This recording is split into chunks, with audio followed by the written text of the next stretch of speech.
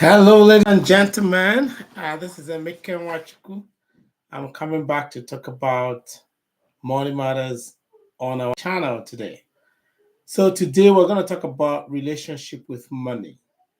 A lot of people know that money is important in life, but their relationship with money does not reflect that knowledge or their thoughts or the way they have been grooming themselves around money does not reflect what they believe in. So, we're going to discuss three different relationships with money today. The three relationships will be the fearful relationship with money, the nonchalant relationship with money, and the intentional relationship with money. So, first, let's start with the fearful relationship with money. Some people are afraid of money. Why do I say that? The fear they have is born out of their life experiences, maybe how they grew up. Maybe they grew up poor, maybe they grew up without a lot of things. And because of that, they fear money. In the mind, what they call it, they respect money because they have grown without it. So by being afraid of money means that any money they get, they hold onto it tight. And they never open their mind up to do anything with the money or let the money go and work for them. They become afraid of what will happen if they lose that money. So they are completely close off around money because they are afraid of what the impact of loss of money can be. That relationship, even though it's good to keep money you make, save it, but the flip side is that no intention at all to get that money to work for you. No intention at all to open your mind up to see what other things that you can do around money because they are all focused on the little they're making, they focused on whatever their job is giving them, they're focused on whatever else they're doing. They're stuck in that fearful relationship. It becomes a challenge for them because there's no way they can expand that relationship. Imagine in your life, you have a relationship with one friend, and that one friend, you know them, you are afraid of them, you only go to them when it is necessary. When you're around them, you're worried. Will I lose this friendship? What will happen if this friend is no longer in a relationship with me? You become stuck in your own mind, building walls around your mind about that relationship. This is the same thing with money. You just get into a wall that you built around yourself because you have experienced challenges of making money. So when you get it, you're stuck in that fear. Oh my goodness, I don't want to lose this. Oh, I can't do this. Anything you hear somebody talking about that involves getting that money to work for you, you do not take it. You're worried because you could lose it. That fear is not justified. That fear will most likely keep you in the same level, in the same state. And you're not going to lose that fear even when you retire with some savings. You're going to still be stuck. Oh, what if I live beyond a certain number of age? What will happen if I lose my money? You end up being stuck. If there's an economic downturn, it affects your money. If there's a challenge in the economy, or you lose your job, or you lose the source of the money, the fear multiplies. And that, my dear friends, is a bad relationship with money. Now, let's talk about the second relationship, the relationship of nonchalance towards money. You don't care about money. If you make money, you can spend it, you can do whatever you want, you can just do reckless things with it. You know what is also born from your relationship, your life experiences, and how you have related with other things in your life. The nonchalant approach to money is actually a terrible way to have a relationship with money, because it means that you do not respect money. It means that you do not care about money. It also means that you do not care about what that money does for you. That nonchalance actually destroys your ability to make informed decisions that will get that money to work for you. Nobody says you should worship money, but being nonchalant towards money actually destroys your ability to get that money to engage for you. It destroys your ability to get everything that you need with your money because you don't care about it. Just like if you're in a relationship and you don't care about the people you're in a relationship with, no matter what happens, you're just there. Whatever, I don't care, I don't mind. If you lose it, I don't mind. If you get more, I don't mind. If I, no, whatever, I don't care. That is not a good relationship. Now, if you're nonchalant about your money, you would not be careful as to know how much you make. You will not be careful to know how much goes out. You not be careful about how it goes out, how it comes in, other than oh, oh, there's money, let's spend it. Oh, there's no money, nothing. I don't do anything about it. This is not something that people should be taking as an approach to money. There is no financial health that does not depend on money. So being nonchalant is not a good option for someone who is looking at either increasing the value of their money or increasing what that money can do for them.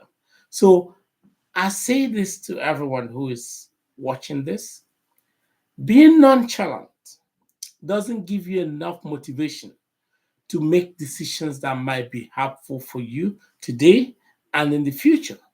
So when I say somebody doesn't have a good relationship with money because they are nonchalant towards it, it means that they have no value for whether they make money or they lose money or whatever happens. Uh, if I'm sure somebody has seen in their lives around people who just live a life like everything happens, just happens, life happens.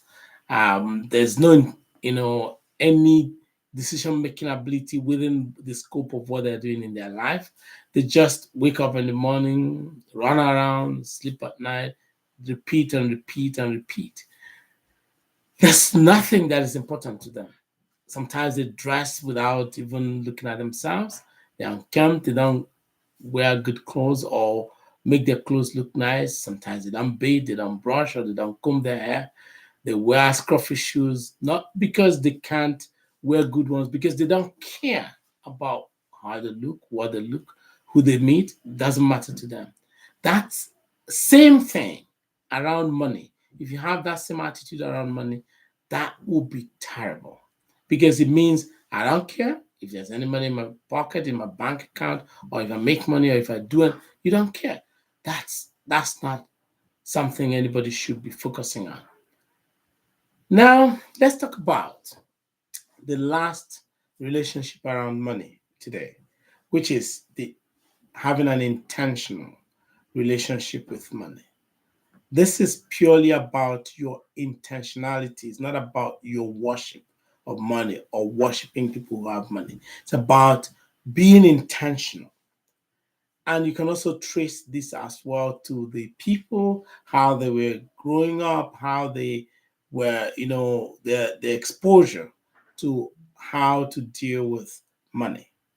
So the international intentionality comes from your ability to be specific in terms of how will I make money? How will I manage money? How will I make money work for me? And how do I keep increasing my financial capacity? This intentionality will help you plan. The first thing about intentionality is about planning. The planning identifies the sources of the money. The planning identifies the means by which money can come and flow into your pocket or your bank account. And the planning will also identify how that money will be utilized. The one that goes to expenditure, the one that goes to savings, the one that goes towards intentional savings towards a purpose, like vacation, like investment, like those kind of planning comes with intentionality. If you're not intentional, there wouldn't be any plan whatsoever.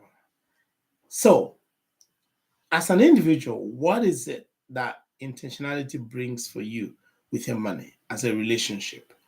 One, it will open your eyes up to what the value of money is. Two, it will open your eyes to what capability the money can bring to you in terms of what you can do with it. Three, it will open your eyes to how much flows in, how much flows out, and how it does go out. Excuse me. This intentionality is what makes people plan their lives in a way that their money will bring the maximum or optimal value for them in terms of what they can do with it, how they save it, how they can increase it. Excuse me. Think about yourself. If you're working in a paid employment, you make money, you can decide to increase the value of that income either by saving a portion of it and investing a portion of it and not utilizing it all for your consumption. You can also decide that, okay, I have checked over time because you have a plan, you're looking at things, you're tracking it, that what I am making, if I continue to make that over a certain period of time, it may not be enough to cover all the things that I would want to do or I would want to achieve. That's when you start thinking about how do I increase the income or reduce the flow out. You can look at the options available to you. Do you want to get a better paying job? Do you want to get a second job? Do you want to work overtime? Do you want to start a business? These are options that you can explore. But the most important thing is that you already have the information and the knowledge to make the right decisions for yourself because of the intentionality of purpose of what you were doing in terms of your approach to the relationship with money. That intentionality opens up a new world. It gives you the ability to explore.